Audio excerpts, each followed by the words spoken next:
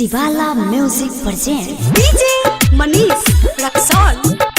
माँ दहला recording studio किसान चौक सुपौल।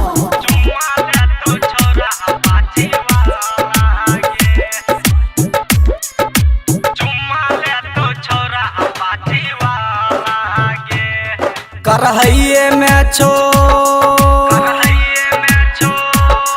करहैया में छो तोहर खाली हालागे। करहैया में छो तोहर खाली हालागे। तोरा चुम्मा ले तो छोरा अपाची वाला गे। तोरा चुम्मा ले तो छोरा अपाची वाला गे। कहियो टूट जेतो छौड़ी तोहर ताला गे। कहियो टूट जेतो छौड़ी तोहर ताला गे। तोरा चुम्मा ले तो छोरा बुलेट वाला गे। तोरा चुम्मा ले तो छोरा अपाची वाला गे।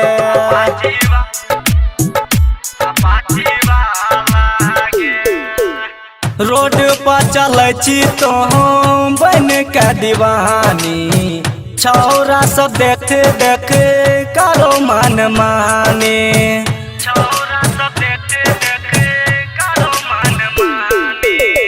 रोड पर चलै छी तो बन के दीवानी।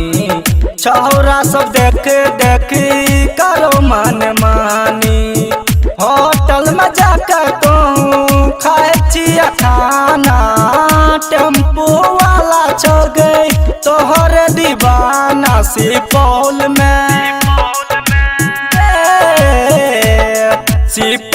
में छो तोहरे खाली हाला गे। सुपौल में छो तोहरे खाली हाला गे। तोरा चुम्मा ललको सिटी रिक्शा वाला गे। तोरा चुम्मा ललको छोरा अपाची वाला गे।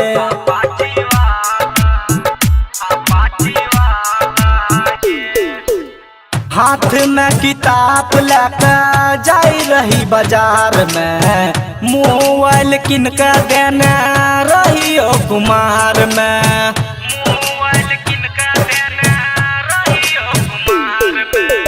हाथ में किताब लेकर जाई रही बाजार में।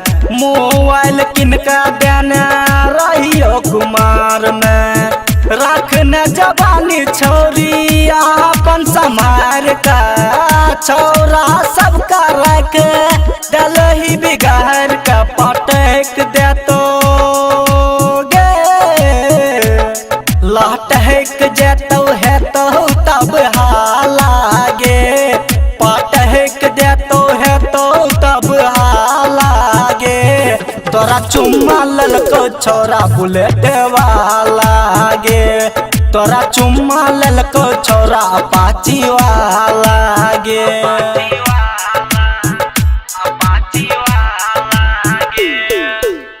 राइटर राजू किशन लिखे छो कहानी।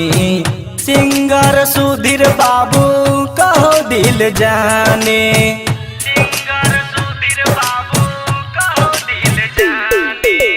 राइटर राजू सोनू लिखे छो कहानी।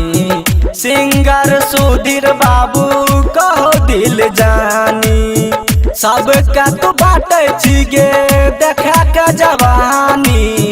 हमरो चिखा दे पानी चाहा गे रानी। करहैये में छो गे। करहैये में छो तोहरे खाली हाला गे।